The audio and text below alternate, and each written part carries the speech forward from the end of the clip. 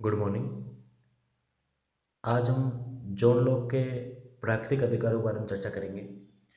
जो पिछला वीडियो था उसमें हमने सामान्यतः जो प्राकृतिक अधिकार कौन कौन से प्राकृतिक अधिकार हैं उनके बारे में चर्चा कर ली थी कि जॉन लॉक 3 प्रकार के प्राकृतिक अधिकार बताता है: जीवन, संपत्ति और स्वतंत्रता। ये 3 प्रकार के जो अधिकार हैं वो व्यक्ति को प्रदान करते हैं। किस प्रकार उनको प्रदान प्रदान होते हैं?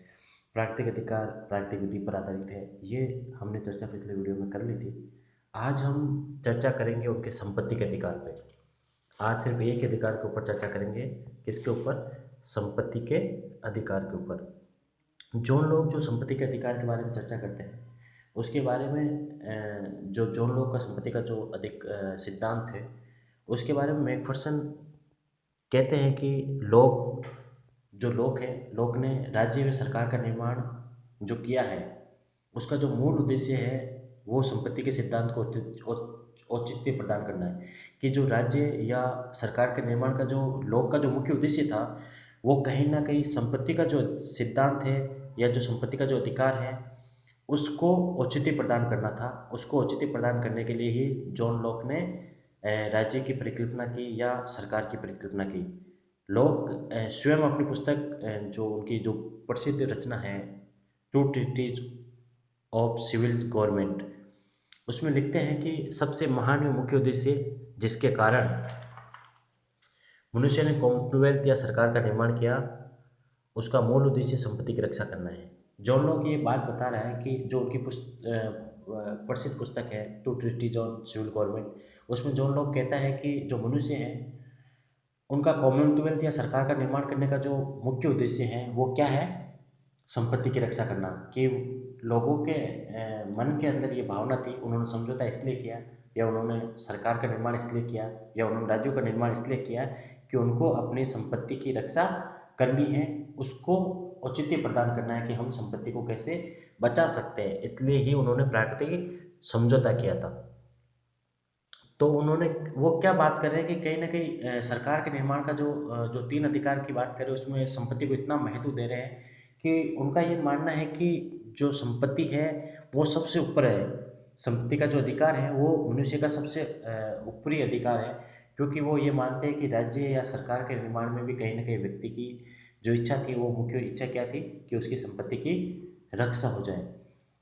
जो लोग जो बात बताते हैं कि संपत्ति कैसे अर्जित होगी या व्यक्ति के संपत्ति पे उसका स्वामित्व कैसे होगा, तो लोग कहता है कि जो संपत्ति है, जो संपत्ति का जो प्राकृतिक अधिकार की बात करता है कि प्रत्येक व्यक्ति की क्षमता बराबर होती है। क्या कहता है?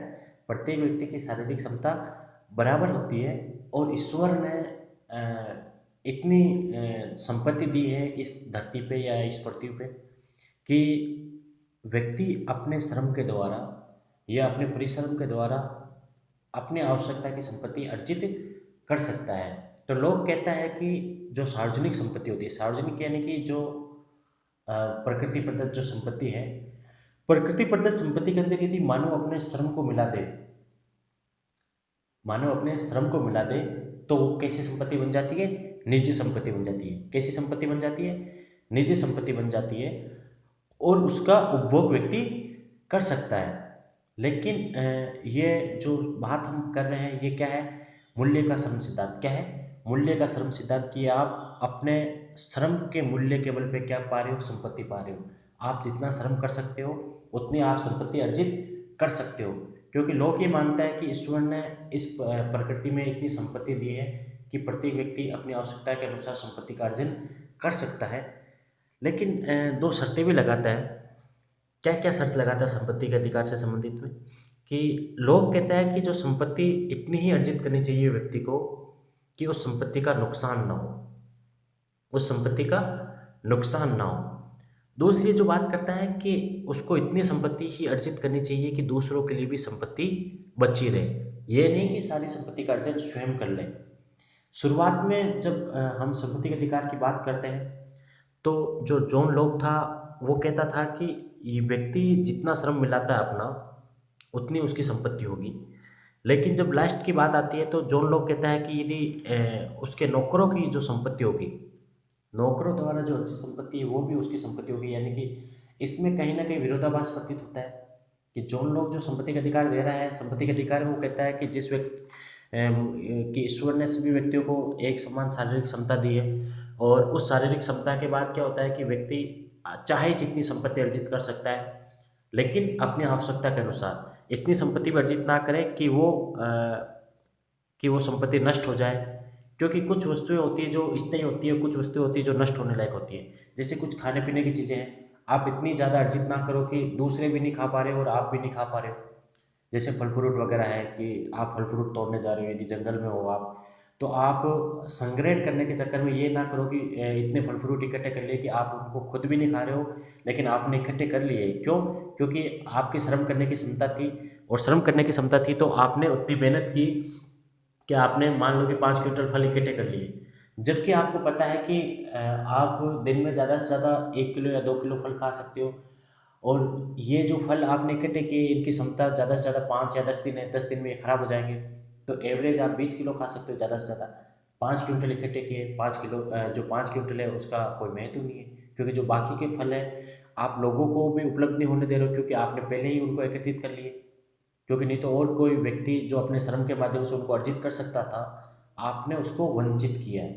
तो आप संपत्ति का अधिकार आपको है, लेकिन आप उतनी ही संपत्ति अर्जित करोगे जितनी आपको आवश्यकता है। आप प्राकृतिक संपत्ति का नुकसान नहीं करोगे। आप अपनी निजी संपत्ति उतनी ही बनाओगे जितनी आपको आवश्यक है। तो जो लोग के जो प्राकृतिक अधिकार से संपत्ति से संबंधित जो विचार थे, उस समय स्थिति अलग थी। लेकिन आज के संदर्भ में देखा जाए तो कहीं न कहीं जो लोग के संपत्ति से संबंधित विचार हैं, ये कहीं न कहीं पूंजीवाद को बढ़ावा देते हैं। मैकफर्सन के बारे में कहता है, मैकफर्सन की आलोचना भी करता है। मैकफर्सन कहता भी है कि जो लोग हैं वो सौदेमूलक व्यक्तिवादी विचारक है, जो कहीं न कहीं पूंजीवाद को बढ़ावा देता है। शुरुआत में लोग सीमित अधिकार की संपत्ति के सीमित अधिकार की बात करता है, क्योंकि कहता है कि जो व्यक्ति जितनी संपत्ति अर्जित कर सकता है अपने श्रम के द्वारा उतनी ही अर्जित करेगा। लेकिन बाद में लोग ने जो नौकरों की संपत्ति थी उस पर भी मालिक अधिकार बता दिया, तो कहीं ना कहीं जो उसकी संपत्ति का जो सीमित अधिकार था वो अधिकार अब बढ़ गया, ब्रॉड उसका लेवल ज़्यादा हो गया कि आप व्यक्ति अपने नौकरों के माध्यम से भी संपत्ति अर्जित कर सकता है। दूसरा, जब लोग था उस समय की कंडीशन अलग थी, लेकिन आज मुद्रा का प्रचलन है और आज व्यक्ति इतनी ज़्यादा संपत्ति अर्जित कर सकता है या इतनी मुद्रा का संग्रहण कर सकता है कि वो नष्ट भी नहीं होती। और यदि वो इतना संग्रहण कर ले तो कहीं ना कहीं इतना जो संग्रहण हो रहा है ये किसको बढ़ावा दे रहा है? पूंजीवाद को बढ़ावा दे रहा है। तो इस पे भी मैकफर्सन आलोचना करते हैं कि जो संपत्ति के जो अधिकार की बात लोग करते हैं वो कहीं ना कहीं पूंजीवाद को बढ़ावा भी देता है और बहुत ज़्यादा बढ़ावा देता है। जब लोग ने चर्चा की थी तब बात अलग थी, क्योंकि पहले लोग स्वयं कहता था कि जो संपत्ति का जो अधिकार है वो सीमित संपत्ति के अधिकार की बात करता था। क्यों? क्योंकि वो एक संपत्ति के अधिकार के संदर्भ में 2 शर्तें लगाता था कि आप इतनी ही संपत्ति अर्जित करोगे जितनी आपको आवश्यक है। लेकिन बाद में जब लोग ने ये बात कही कि नौकरों के द्वारा अर्जित संपत्ति को भी वो अर्जित कर सकता है, और बाद में तो लोग ने संपत्ति का विभाजन भी कर दिया था कि स्थायी संपत्ति और अस्थायी संपत्ति, यानी कि नष्ट होने वाली संपत्ति और नष्ट ना होने वाली संपत्ति। नष्ट ना होने वाली संपत्ति का अर्जन असीमित कर सकता है। नष्ट जैसे मुद्रा है, नष्ट नहीं होती। जमीन है, नष्ट नहीं होती। ठीक है, जैसे ज्ञान है, नष्ट नहीं होता। लेकिन कुछ नष्ट होने वाली उन पे पाबंदी लगाता है। लेकिन जो नष्ट नहीं होने वाली मुद्रा है वो कहीं ना कहीं शोषण करेगी व्यक्तियों का, क्योंकि लोग अहस्यवादी नीति का भी समर्थन करता है, क्योंकि वो राज्य का संपत्ति के अधिकार के संदर्भ में वो कहता है कि राज्य हस्तक्षेप नहीं करेगा, व्यक्ति अपनी क्षमता के अनुसार उसको अर्जित कर रहा है, क्योंकि वो उसके श्रम का फल है, उसके श्रम का मूल्य है, क्योंकि वो इतना श्रम किया उसने, उसका मूल्य है। क्योंकि जितना श्रम आप सार्वजनिक संपत्ति में या प्राकृतिक संपत्ति में लगाते हो वो आपकी निजी संपत्ति बन जाती है।